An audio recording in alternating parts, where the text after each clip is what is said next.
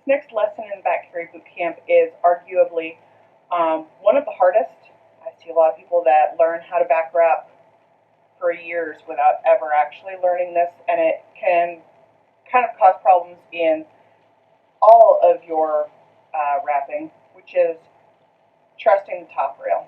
In wrapping, there's a really big focus on seat making and making a secure seat, making a nice ergonomic seat that's very supportive, which is great. But safety-wise, a top rail is structurally a lot more important than the seat.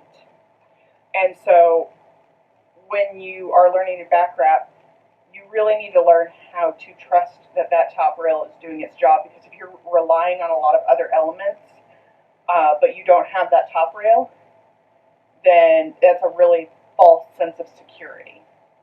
Whereas when I'm wrapping, I have full security in knowing that even if the seat completely falls apart, my babies are safe.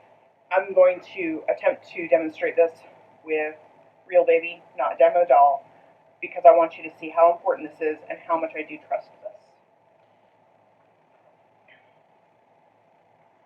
So, first step is getting baby on your back.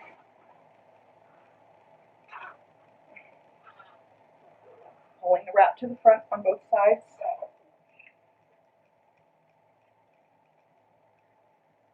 Baby's shoulders are even with mine. Okay, and so now what I'm going to do is take the top rail, still holding baby with my hand on his shoulders, and I'm going to take just the top edge of both tails, and I'm going to pull them taut. And this is pulling not just on his neck, but on his upper shoulders as well. And I'm still holding the top rails in my hand. I'm going to pull them taut so I can feel baby's still laying on my back, but he's secure. I'm going to move this hand that was holding his shoulders under his bum. So I've got some fingers for him to sit on. And I'm going to stand up straight. And I've got fingers under his bum right now. But I want you to see what happens if I completely move this.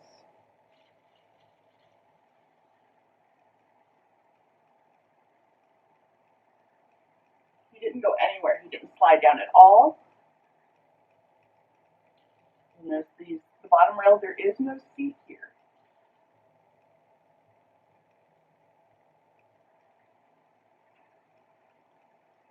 He's very content. He's sleeping. There's no seat, but if I move my fingers and I'm standing up perfectly straight, this is not straight. If you're filming yourself, this is not straight. This is not straight. This is not straight. Standing up straight, holding the top rail solid. This hand is holding my baby. This hand is not. This is just kind of giving him something to sit on, especially if you and baby are both new to back wrapping. That can give your child a little more sense of security so that they feel like they're sitting on something, but this is not what's keeping them up. And this is the hardest thing for people to learn. And once you learn how to do this, you need to be able to pin these somewhere where you can actually work with both hands. And there's two primary options, and one is pinning it under your chin, one is pinning it in your teeth. I tend to pin in my teeth because I feel more secure that way. Other people prefer chin. They're afraid they're going to bite their wrap, or they have sensory things where they can't stand the fabric in their mouth. That's fine. Do your chin. If you go under your chin, you're going to want to first pull tight and stand up straight. Make sure baby's shoulders are up even with yours, so everything's in the right position. And then twist just these very edges together once or twice, and then pin it with your chin.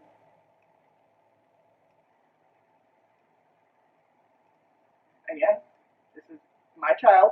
That's how much I trust this top rail. Or, if you're doing teeth, instead of twisting them, once I have it secure, I like using both hands. And I actually pull these opposite each other in my mouth.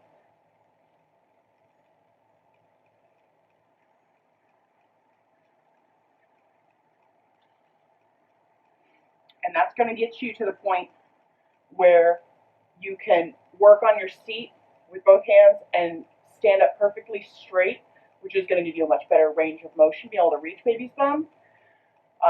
If I am bending over, I can't reach him. As I stand up, like I didn't move my arm at all. I have my arm at a right angle behind my back. As I bend forward, his bum is not in my hand. As I stand up straight, his bum is in my hand. I can reach. And that makes seat making a lot easier. There's a lot of reflexive things that baby will do that make seat making a lot easier if you stand up straight, and your carry will be a lot more secure. So learning to trust that top rail is probably the hardest part of back wrapping, but also the most important. So I really want you to stay on this lesson as long as it takes for you to really feel comfortable with how that top rail is functioning and knowing that you can trust it, because a lot of back wrapping is the confidence of, at a certain point you have to work with your hands, and that means you have to trust that the wrap is doing its job. You have to trust that the wrap is going to hold your baby up. If you don't trust it, then you're going to be doing a lot of weird things while you wrap that lead to an insecure or less comfortable carry, and a lack of confidence in your wrap, and a lack of confidence in your ability. And you really need to get to the point where you trust that you know what you're doing, and you know that that wrap is safe and secure, because you're going to have people come up to you in a parking lot and say, are you sure that's safe? Are you sure they're not going to fall? And you need to have that confidence as a caregiver to know for sure, no, my baby is safe. I know exactly what I'm doing. So just keep on practicing that. Don't move on until you are perfectly secure and confident that that top rail is doing its job, and that your baby is going to stay on your back even with no seat if the seat completely pops or anything like that. As long as the top rails are tight, your baby is safe on your back.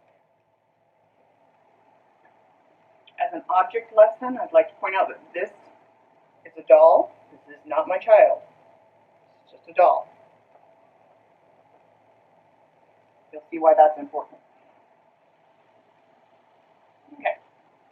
So I've got my doll wrapped on my back with a seat, albeit a fairly poorly made seat. Doesn't matter. What happens if I have tight top rails, but baby completely pops the seat? Woo. Leg straightener, wiggler, baby pops the seat.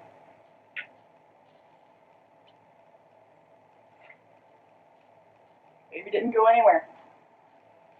Okay, let's repeat this demonstration. See if I can make a slightly more secure seat this time. Pretty good looking seat for a demo doll, if I do say so myself. Okay, so I've got a nice secure seat, well tightened, making a straight line from one knee to the other on the bottom rail, holding baby's knees up above their bum. What happens if that seat, which is bottom rail, stays secure, but I have top rail slack? What happens if I get rid of the top rail?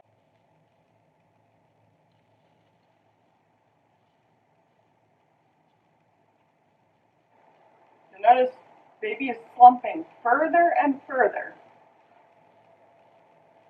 And at a certain point, they could theoretically just fall out. So this is what happens when you have a secure seat and a loose top rail.